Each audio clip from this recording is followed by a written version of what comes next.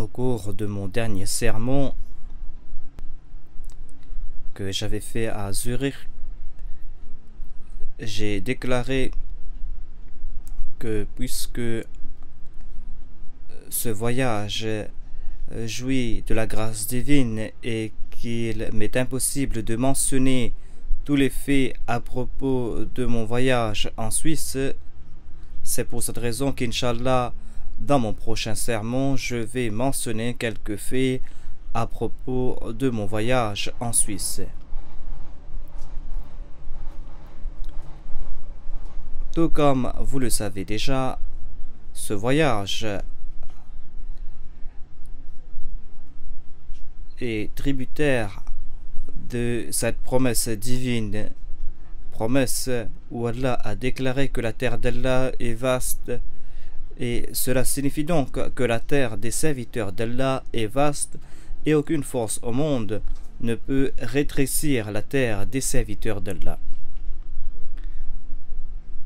La Jamaat a vu l'accomplissement de cette promesse à plusieurs reprises. Chaque fois quand l'ennemi a essayé de nuire à la Jamaat, Allah a élargi notre espace. Et ce voyage a été le reflet de cette promesse. Non seulement qu'Allah a élargi notre espace physique, mais Allah a aussi élargi notre espace spirituel et a ouvert pour nous les portes du tablir, et Allah a planté des semences du tablir au sein de nouveaux peuples, et de nouvelles portes s'ouvrent à nous. Les cœurs sont enclins vers nous alors que nous n'espérions pas que ces gens s'inclineront vers nous aussi rapidement. Des fois, leur situation a changé au cours de quelques heures. Et c'est pour cette raison que j'ai essayé de vous faire comprendre à plusieurs reprises que les moyens humains ne suffisent pas pour cette tâche. C'est Allah qui change les cœurs. Seul Allah a le pouvoir sur les cœurs, et il peut changer un cœur au cours de quelques secondes. L'amour peut changer en haine et la haine peut changer en amour dans un cœur. Mais c'est Allah seul qui en a le pouvoir, et le Saint-Coran s'est adressé au Saint-Prophète Mohammed lui et a déclaré que « Oh Mohammed, toi aussi tu n'as aucun pouvoir sur les cœurs. Law anfaqta ma fil ardi jami'a. Toi, tu t'es dédié à cette cause, et toi tu es prêt à tout donner en son chemin. Si je t'accorde les trésors du monde entier, tu vas tout dépenser dans le chemin de Dieu. Law anfaqta ma fil ardi jami'a signifie que si nous te donnons tous les trésors de la terre, tu donneras tout dans le chemin d'Allah. Voilà le résultat naturel. Mais même dans ce cas, les cœurs n'allaient pas changer. C'est Allah qui change les cœurs. Et c'est Allah qui a insufflé cet amour mutuel dans les cœurs. Et c'est Allah qui a insufflé cet amour pour toi dans les cœurs des gens. C'est un point fondamental que l'on ne peut pas négliger. Et quand les cœurs changent, nous devons être davantage reconnaissants envers Dieu. Et l'on ne doit pas s'enorgueillir. Et surtout, au cours de cette période où les gens se tournent vers la Jamaat, même un aveugle doit voir la réalité en face, et il doit voir que l'effort humain n'y est pour rien. Cet effort humain, vous avez pu le faire parce qu'Allah vous a donné l'opportunité. C'est Allah qui vous a donné l'opportunité, c'est Allah qui vous guide, et c'est Allah lui-même qui vous facilite la tâche. Et c'est Allah lui-même qui a raccourci ces voyages longs. Et comme je l'ai dit là-bas, j'attire votre attention de nouveau vers la prière. Priez ardemment. Quand vous entendez ces paroles, souvenez-vous des grâces divines et vous devez accroître votre modestie. Vous devez prier davantage et vous devez être davantage reconnaissant envers Dieu.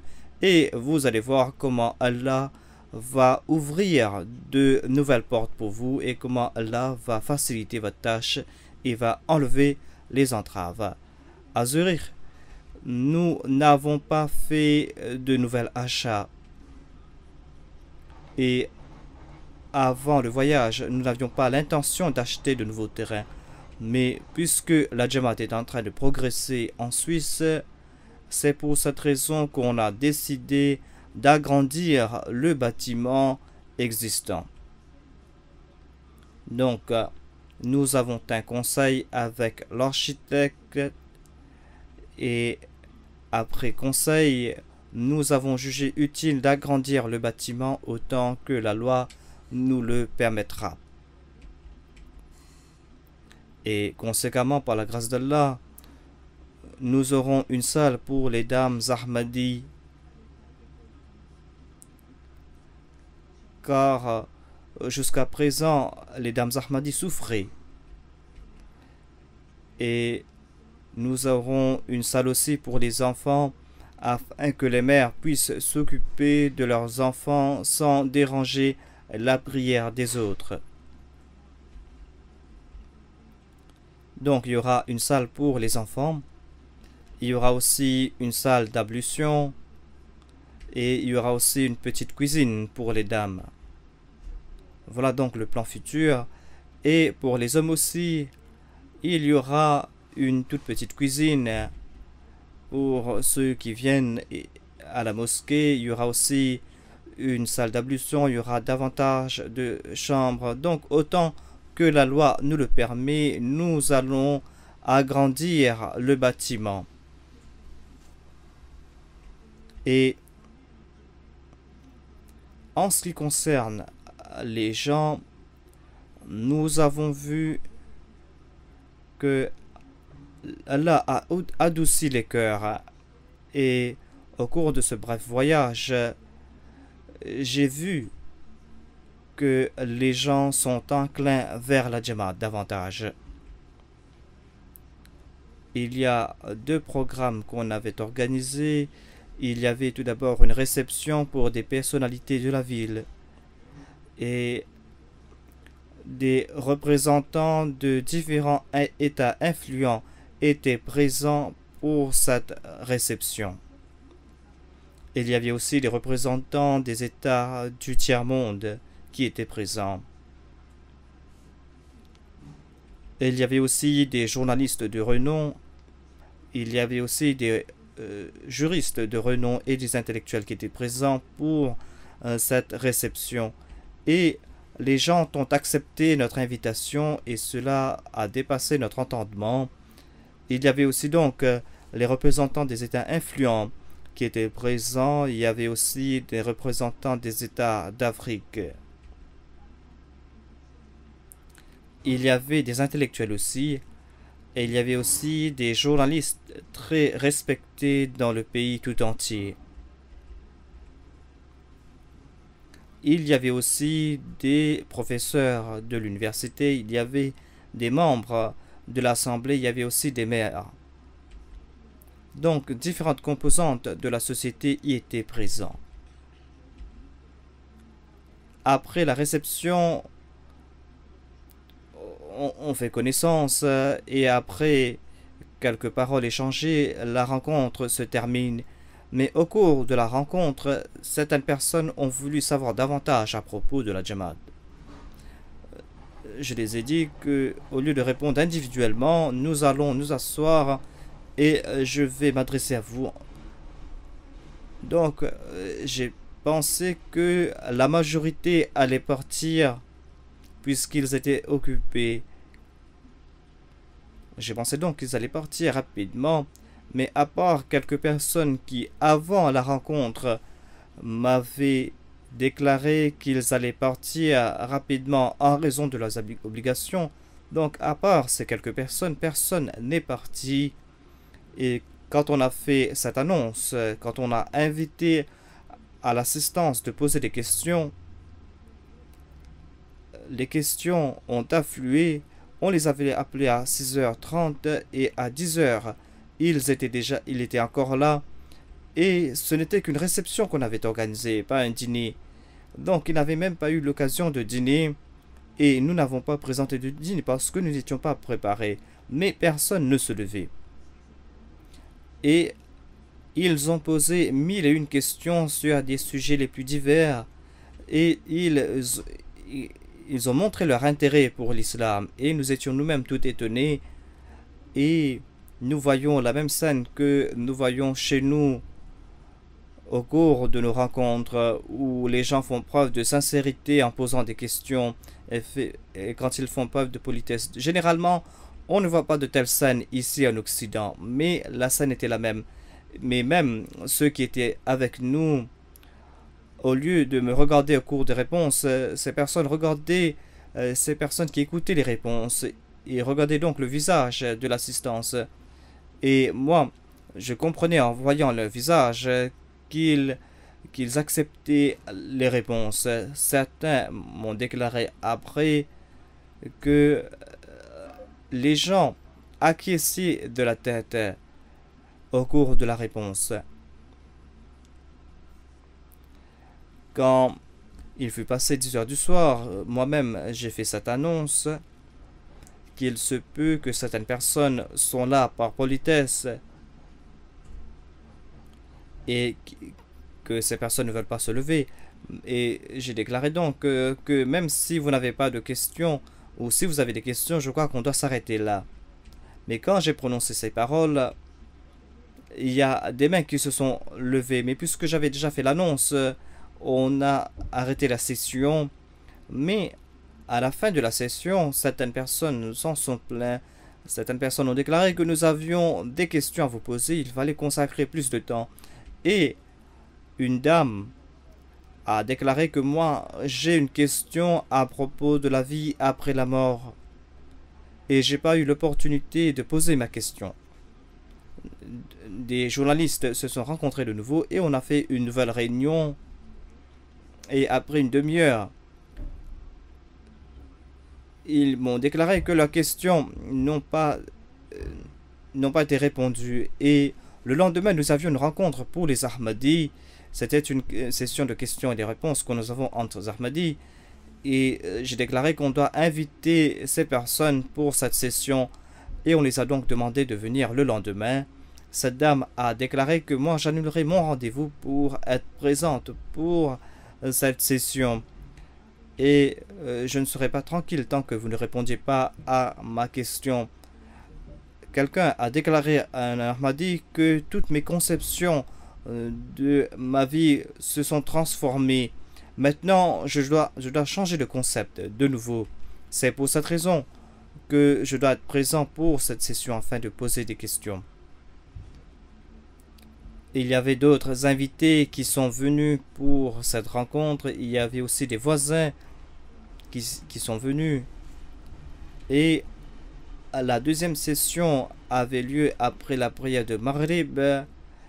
Et on n'a pas pu le présenter le dîner à temps. Ensuite, on a fait l'annonce pour le dîner. Et après, on les a dit qu'ils peuvent partir après le dîner. Mais s'ils veulent poser des questions, ils peuvent rester. Et la majorité d'entre eux sont restés après le dîner. Et la session a terminé à minuit moins 15. Et puisqu'il y avait certains de nos amis qui étaient fatigués, j'ai demandé à nos invités d'arrêter la session car les gens sont fatigués. Et le traducteur aussi était fatigué. Mais les invités ont déclaré qu'ils comprenaient l'anglais et qu'il ne fallait pas perdre le temps avec la traduction. Je suis en train de mentionner tous ces faits pour montrer à quel point ces gens portaient un intérêt particulier à propos de l'islam. Au début, ils lançaient des assauts contre l'islam par leurs questions, mais les autres questions qui suivaient ressemblaient aux questions des écoliers. Ils posaient ces questions tout simplement pour accroître leur connaissance à propos de l'islam. C'est Allah qui a changé les cœurs et au cours de tous mes voyages, j'ai vu la même chose. Le visage du début ne ressemble pas au visage d'après la session et la teneur des questions posées au début est différente des questions posées après. C'est parce qu'ils ont des malentendus à propos de l'islam. Quand ils commencent à poser des questions, ils entrevoient le vrai visage de l'islam. Et après quelques réponses, quand ils commencent à voir le vrai visage de l'islam, ils y voient une beauté extraordinaire et ils sont attirés. Et leur état de cœur change. Ensuite, ils partent avec des sentiments tout autres. Voilà donc ce qu'Allah est en train de faire et en tout cas, nous devons profiter de cette situation. Mais pour cela, tout Ahmadi doit être un missionnaire. Tout Ahmadi doit, dans son environnement immédiat, déterrer ce désarroi latent. C'est un désarroi que l'on trouve dans les cœurs de tous les Occidentaux. En dépit du fait qu'ils ont tout, en réalité, ils n'ont rien pu acquérir. Donc, déterrez ce désarroi et vous allez voir qu'ils n'ont pas de vrai bonheur. Il y a une grande douleur qui se cache derrière leur sourire. Apparemment, ils ont tout acquis, mais en fait, il y a un grand vide dans leur vie et dans leur âme, et leur cœur sait qu'ils n'ont pas acquis la chose qui étanchera leur soif. Donc, vous devez commencer votre tablier avec ce sentiment. Il ne suffit pas de donner le message de l'islam, car les gens n'y seront pas intéressés. Tout d'abord, établissez une relation avec ces personnes. Jaugez leur cœur. Et suivez ces voies et vous allez trouver du désarroi dans le cœur de tout un chacun. Donc, commencez là-bas et dissipez ce désarroi. Et quand vous allez transmettre le message de l'islam, et vous allez voir que la situation changera. Et de la Suisse, nous sommes partis en Italie. En Italie, jusqu'à présent, nous n'avons pas pu ouvrir de nouvelles missions ou de premières missions. Jusqu'à présent, donc, on n'a pas pu ouvrir de missions. Nous avions envoyé Molvi Shadi Saheb là-bas temporairement, mais c'était une expérience temporaire et maintenant il est malade, il est en Italie, mais il n'arrive pas à compléter sa mission et on n'a pas pu établir de mission donc. C'est pour cette raison que le troisième calife Rahimahullah Ta'ala avait un grand désir d'établir une mission. On a cherché un terrain dans une ville, mais en fin de compte, nous n'avons pas eu de succès à ce propos. C'est pour cette raison que j'ai fait ce voyage en Italie afin d'établir une mission et il y a une ville qui se trouve au nord, Vérone, je crois. C'est une ville qui se trouve dans le nord de l'Italie et c'est une ville très propre. Ce n'est pas une très grande ville, il y a environ... C'est une ville de 300 000 âmes, mais c'est une ville universitaire. C'est pour cette raison que cette ville est très intéressante. Cette région du Nord est une région touristique et beaucoup de gens y vont. Ensuite, la tragédie de Roméo et Juliette, écrite par Shakespeare, a trait à cette région.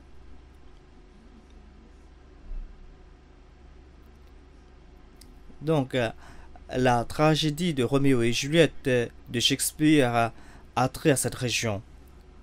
Et tous ceux qui ont lu ce roman, il y a des traductions de cette œuvre, donc tous ceux qui ont lu cette tragédie veulent visiter cette région de Roméo et Juliette. Ensuite, il y a de très beaux lacs dans cette région. Et à 5 km de la ville se trouve le premier lac. Et c'est pour cette raison que nous sommes intéressés par cette région, car les touristes du monde entier viennent et les gens sont modestes. Les gens n'ont pas les mêmes habitudes impudiques des autres régions de l'Italie. Les commerçants, ils sont honnêtes. Il n'y a pas de vol. Il n'y a pas de vol alors que le vol est monnaie courante dans le sud de l'Italie. Ce sont des personnes qui respectent la foi. Et quand nous avions envoyé une délégation, ils ont cherché un terrain. Il y a monsieur le Wakil Tabshir qui était dans cette délégation et ils ont trouvé un terrain qui se trouve à environ 15 km de Vérone. Ce train se trouve sur le flanc d'une montagne à la croisée de plusieurs artères, tout comme c'est le cas pour notre mosquée d'Espagne. Ensuite, il y a un grand bâtiment sur ce terrain, un bâtiment blanc, et le bâtiment est tourné vers l'est. Après un petit changement, l'on pourra le transformer en mosquée. L'architecture n'est pas orientale, mais le bâtiment fait face à l'ouest. Il y a une grande salle qui peut accueillir 200 à 250 personnes. Et comme je vous ai dit, le bâtiment fait face à la Qibla et l'on pourra le transformer en mosquée rapidement. Et il y a une habitation pour le missionnaire. Donc, il est très difficile de trouver un terrain de 4 acres tout près d'une ville. Et comme je vous ai dit, il y a un grand bâtiment, mais on a aussi la permission de construire un grand bâtiment. L'État a donné la permission de construire un bâtiment qui pourra accueillir 200 personnes. On peut y construire un hôtel, donc on a la permission. Ce terrain a donc certains attraits, d'où la raison de mon intérêt. Et moi-même, je suis parti voir ce terrain, et puisque l'Ahmadiyyat n'est pas connu en Italie, c'est pour cette raison que nous avons envoyé des représentants de la Suisse et on a organisé une rencontre. Et puisque le professeur Abdussalam se trouve à Trieste, il avait le désir d'être présent pour cette rencontre et on a fait l'invitation sous le patronage du professeur Abdussalam et on a invité donc les personnalités de la région et les journalistes. Le professeur Abdussalam est un lauréat du prix Nobel. En tout cas, il est très respecté dans la région. En Italie, ils ont un très grand respect pour tous les lauréats du prix Nobel. Tout lauréat du prix Nobel est respecté dans le monde entier, mais en Italie, ils ont un respect particulier. Et ensuite, le professeur Abdussalam a servi l'Italie à Trieste, car il a fait son centre de recherche dans cette région et il y a fait venir les scientifiques du monde entier. Et il y a aussi des scientifiques italiens qui profitent de ce centre. C'est pour cette raison qu'il a une relation spéciale avec l'Italie. En tout cas,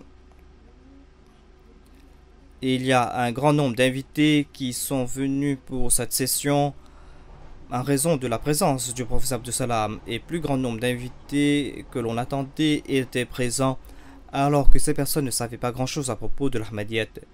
En tout cas, la session a débuté avec la présentation du professeur Abdussalam, mais quand on est venu aux questions et aux réponses,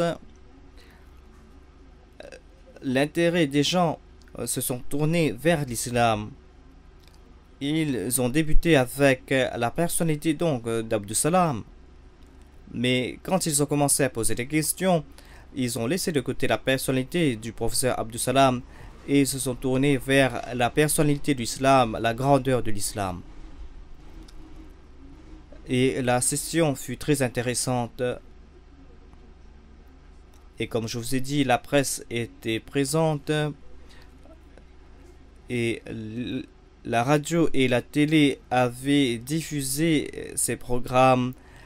Il y avait des représentants de la télé qui ont diffusé ce programme après. Et comme je vous ai dit, on a pu présenter l'Ahmadiyyat pour la première fois là-bas. Et nous n'avons pas encore acheté le terrain. Mais avec cette réunion, nous avons pu présenter l'Ahmadiyya d'une façon sublime et nous avons pu présenter notre concept de l'islam. Nous aimons cet islam. Et nous avons déclaré que nous ne nous soucions guère de l'islam de Khomeini ou d'autres islams. Nous connaissons l'islam du Saint-Coran et l'islam du Saint-Prophète Mohammed sallallahu alayhi wa sallam. Et si vous avez des objections contre cet islam, alors présentez vos objections et nous allons y répondre. Il y a eu certaines objections, il y avait certaines questions qui démontraient l'ignorance de certains concernant l'islam. En tout cas, en fin de compte, je les ai dit que si vous êtes intéressé par l'islam, alors ne posez pas ces questions en passant, ne posez pas ces questions à un voyageur, donnez-nous la permission de construire un centre ici, ensuite nous aurons des sessions, mais si vous ne nous donnez pas la permission de construire un centre, il n'y a pas d'intérêt à poser des questions à un voyageur. Laissez-nous nous établir ici. En tout cas, les gens ont accepté mes points de vue et la session s'est terminée dans la bonne humeur. Donc c'est pour cette raison que je vous demande à prier, parce que l'Italie est un pays qui a une grande influence sur le monde. L'Italie est importante pour deux raisons. Elle est importante en raison de sa diaspora qui s'est établie dans le monde entier, et elle est importante en raison de sa culture et de son héritage et de sa langue. Ensuite, comme je vous ai dit, le peuple italien a laissé une trace indélébile sur le monde, tout comme les Chinois. Ils ont des diasporas partout, surtout aux États-Unis d'Amérique et dans d'autres pays. Et ils influencent ces régions.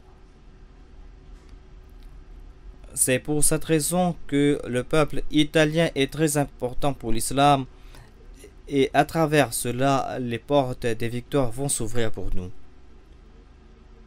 C'est un peuple très important ici et malheureusement jusqu'à présent nous n'avons pas pu leur présenter le vrai visage de l'islam. Priez en ce sens, priez pour que la Jamaat puisse présenter le vrai visage de l'islam aux Italiens.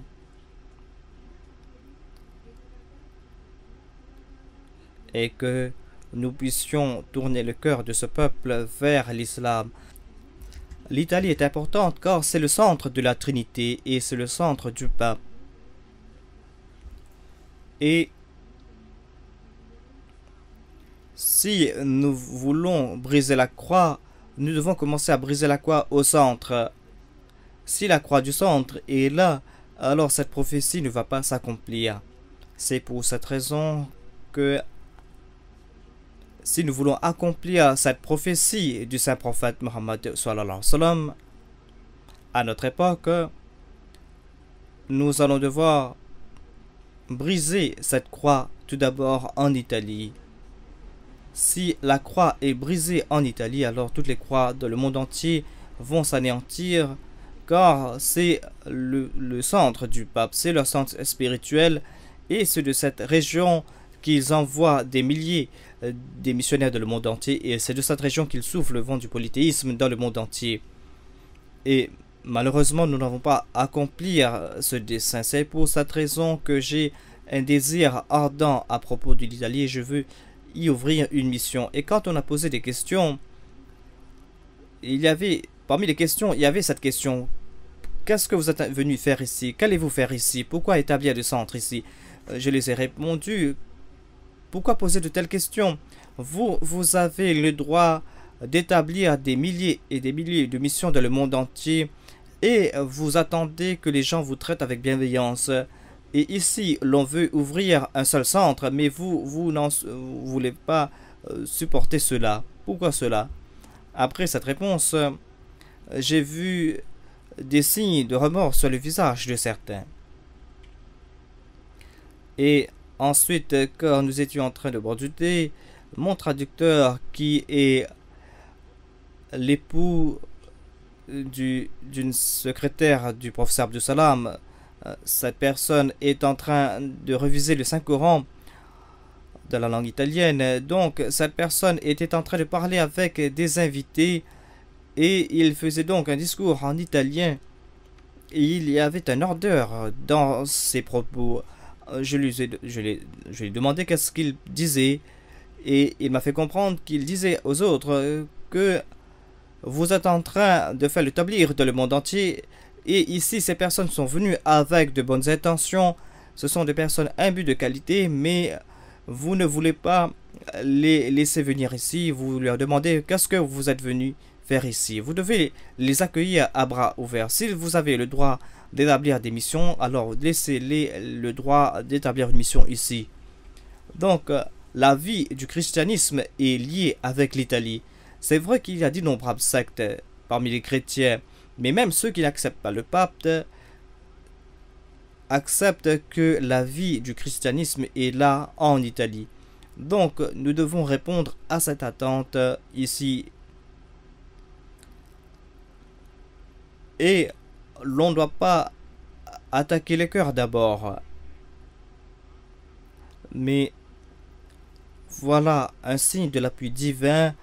Je considère cela comme un signe que maintenant c'est le tour des cœurs. C'est maintenant le tour des cœurs du christianisme. Quand nous attaquons les cœurs, cela veut dire tout simplement que de tourner les cœurs des gens vers Dieu. Mais une réponse plus sublime, c'est la réponse du troisième calife. Quand on lui a posé une question, qu'allez-vous faire de ces cœurs? Il a répondu que on veut tout simplement placer ces cœurs dans le giron de Dieu, car les cœurs ont abandonné le giron de Dieu. Donc, quand je dis qu'il faut lancer des assauts sur les cœurs, telle est la signification. C'est-à-dire, on doit s'attaquer au cœur et l'on doit placer ces cœurs dans le giron de Dieu. C'est pour cette raison que j'accorde une grande importance à la mission d'Italie et c'est pour cette raison que je vous demande de prier à ce propos. En ce qui concerne l'Espagne, Inch'Allah, nous allons ouvrir une nouvelle mission en Espagne. Je vais partir à Grenade après quelques jours et on a cherché des terrains dans cette région-ci. Ces terrains sont appropriés, alors certainement l'on va acquérir quelques terrains. Mais jusqu'à présent, je ne suis pas satisfait par l'établir. En dépit du fait qu'il s'y trouve 3 missions en Espagne et qu'ils sont en train de travailler d'arrache-pied selon leur capacité, en dépit du fait qu'ils sont en train de distribuer des littératures et de publier des littératures, en dépit du fait qu'ils ont établi des relations avec des intellectuels, avec des journalistes, avec des voyageurs et des autochtones, mais jusqu'à présent, le résultat n'est pas à la mesure de nos espoirs. Et l'on voit rarement un visage espagnol au sein de la Jamaat. Dans la plupart des cas, l'on voit des étrangers, des personnes qui se sont établies récemment en Espagne et ce sont ces personnes qui ont accepté l'Ahmadiyyat. La plupart des convertis sont des étrangers et ne sont pas des Espagnols.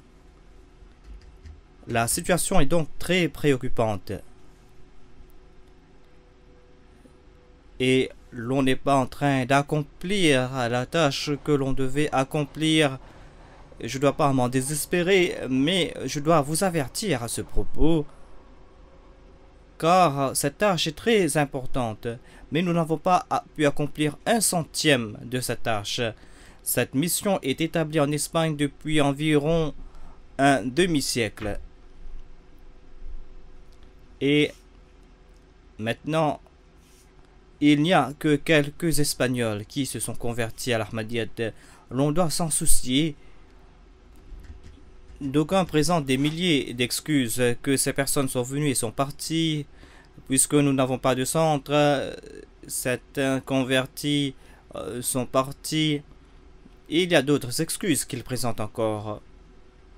Mais en fait, laissez de côté ces excuses Et vous allez voir que cette situation est toujours préoccupante. L'on doit changer la situation. Et l'on ne pourra pas changer cette situation tant que tout un chacun n'est pas un muballir, un missionnaire. La tâche d'un muballir, d'un missionnaire, c'est d'organiser la prédication, d'organiser le tablir, c'est de générer des littératures, c'est d'insuffler cet esprit de tablir et c'est de maintenir une relation spéciale avec les gens et de présenter le nom de l'islam à tout un chacun. Mais individuellement, il doit faire le tablir aussi. Mais pour apporter cette révolution au niveau de la nation, pour cette tâche, tout individu va travailler. C'est quand tout un chacun va travailler d'arrache-pied dans ce domaine que l'on pourra apporter cette révolution. J'ai donné l'exemple du Royaume-Uni, de l'Allemagne. Depuis que je suis venu ici, leur tâche de prédication s'est amplifiée.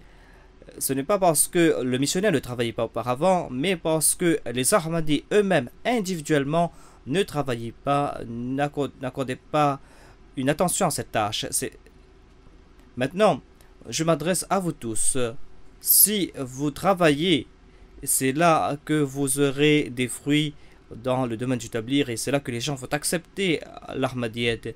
Mais si vous attendez que les missionnaires comme Mir Saheb ou comme Nisar Saheb, ce sont eux qui vont devoir publier les littératures et la tâche s'arrête là, alors c'est un malentendu. Vous devez dissiper ce malentendu, car sinon vous allez rester les bras croisés. Si vous voulez avoir des Ahmadis en Espagne, pour cette tâche, tout Ahmadi, homme, femme ou enfant, va devoir travailler dans son cercle respectif. Et son ignorance de la chose religieuse ne doit point lui entraver la route. Car maintenant, nous avons de nouveaux moyens. Vous pouvez distribuer des cassettes, des littératures. Même ceux qui ne maîtrisent pas la langue peuvent faire la prédication. J'ai donné d'innombrables exemples à propos des Ahmadis d'Allemagne. La majorité d'entre eux n'ont pas fait de grandes études au Pakistan. Ce sont eux qui sont sortis sur le terrain de la prédication et certains d'entre eux ne parlent même pas l'allemand. Mais Allah a fait d'eux des Ahmadis fidèles. C'est parce que ces personnes prient, c'est parce que ces personnes ont un amour pour l'Ahmadiyyat et c'est parce que ces personnes ont un ardeur à transmettre le message. Quand ils n'arrivent pas à faire comprendre à l'autre, ils lui donnent des cassettes. Donc nous avons ces moyens, nous avons des cassettes vidéo, nous avons des littératures et à travers cela vous allez devoir remédier à la situation. Mais vous devez avoir cet ardent désir de votre cœur et vous devez avoir ce désarroi et vous devez prier. Vous devez prier avec ardeur. Oh Allah, donne-nous ce fruit. Tant que tu ne nous donnes pas ces enfants spirituels, nous ne serons pas tranquilles. Tant que vous n'avez pas ce désir, vous n'aurez pas de succès dans le domaine du tablir. Donc, essayez de générer ce désir. À plusieurs reprises, j'ai attiré votre attention à ce propos. C'est-à-dire que pour le tablir, vous devez avoir ce désir d'avoir des enfants spirituels. Et pour cela, vous allez devoir générer ce désir qu'une mère a pour avoir des enfants. Toute femme a ce désir d'avoir des enfants. Et la femme qui n'a pas d'enfants, elle vit dans le désarroi le plus total. Moi, je connais cela parce que de telles mères m'écrivent, de telles femmes m'écrivent. Il y a des femmes qui, après 30 ans de mariage, n'ont encore pas d'enfants. Mais elles veulent toujours avoir ces enfants, ce désir est toujours constant. C'est comme si un feu brûle en leur cœur. Certaines femmes reçoivent cette grâce divine et il y a certaines femmes qui ont des enfants et ces femmes louent Dieu, font le louange de Dieu. Donc voilà le vrai désir que vous devez avoir. Tant que vous ne traduisez pas ce désir dans le domaine du tablir, vos prières n'auront point d'effet. C'est pour cette raison que vous devez décider que maintenant, vous allez devoir générer des enfants spirituels et compter le nombre de jours que vous avez gaspillés et compter le nombre de jours restants. Et vous devez utiliser ce jour afin d'avoir des enfants spirituels. Et vous allez voir comment vous allez vous vous allez vous réformer et vous allez sortir de le domaine du tablir. Donc tout Ahmadi va devoir faire l'établir, tout Ahmadi va devoir faire s'établir dans son domaine. Vous devez établir de nouvelles relations et de nouvelles amitiés afin de faire l'établir. Et dès que vous avez l'opportunité de parler avec quelqu'un, profitez de cette occasion et parlez avec cette personne et commencez à lui prêcher. L'on doit voir cette chose partout, mais surtout en Espagne, parce qu'en Espagne, il y a des milliers d'églises qui étaient auparavant des mosquées. Quand on regarde ces églises, des fois on veut pleurer à chaudes larmes. Je ressens une douleur indescriptible en voir cela. J'ai pu voir cela à plusieurs reprises. Et moi-même, j'ai rencontré un missionnaire qui est venu de là-bas et je n'ai pu encaisser ce qu'il m'a dit. Il est parti dans un village et il a demandé s'il s'y trouve une mosquée. Ils ont dit, voilà, toutes ces églises, regardez toutes ces églises. Il croyait que la personne plaisantait. Il a répondu que moi, je veux voir des mosquées, pas des églises. Mais il lui a dit que vous partez et vous allez voir là-bas, sur ces mosquées, des traces. Il s'y trouve des pierres sur lesquelles il est inscrit que tel ou tel roi a visité cette mosquée. Ces ruelles vous appellent pour l'établir. Les briques de cette terre vous appellent en vous disant, ô musulmans, si vous avez un sens de l'honneur pour le saint prophète et pour Dieu, si vous avez de l'amour pour le saint prophète Mohammed, que ce soit lui, alors levez-vous et endossez votre responsabilité. Chacun d'entre vous doit être un tariq, chacun d'entre vous doit être un khalid. Et chacun d'entre vous doit générer en lui cette ardeur pour le djihad, cette ardeur que le saint prophète avait insufflée dans le cœur de ses suivants. Vous n'entendez pas l'appel de ces pierres. Ces pierres vous appellent, ces briques vous appellent. C'est votre tâche à vous que de construire des mosquées de nouveau. C'est à vous de transformer ces églises de nouveau en mosquées. Mais vous devez d'abord construire ces mosquées dans les cœurs. Et vous ne devez pas le faire par force. Vous devez insuffler cet amour de Dieu dans les cœurs de tout un chacun. Et vous allez voir que ces églises vont se transformer en mosquées. Et maintenant, ce changement sera radical. Et jusqu'au jour dernier, Satan n'y mettra pas les pieds. Et pour tout le temps, ces églises, ces bâtiments seront consacrés pour l'unicité de Dieu. Et vous allez voir que votre nom sera écrit en lettres d'or dans les pages de l'histoire. Vous serez loué au cours de l'histoire. Et les historiens vont écrire que tel Ahmadi est venu vendre des vêtements ici. Tel Ahmadi est venu faire un commerce ici. Et il a apporté tel ou tel changement ici. Et qu'il a planté l'arbre de l'islam ici. Et que telle église s'est transformée en mosquée de nouveau. Donc voilà cette vie éternelle vers laquelle je vous appelle. C'est une vie éternelle vers laquelle l'Espagne vous appelle. Donc portez-y une attention particulière et placez votre confiance en Dieu et priez en ce sens. Et vous allez voir comment Allah va changer la situation de jour en jour. Aujourd'hui, j'ai une session avec les missionnaires d'ici pour établir un plan d'action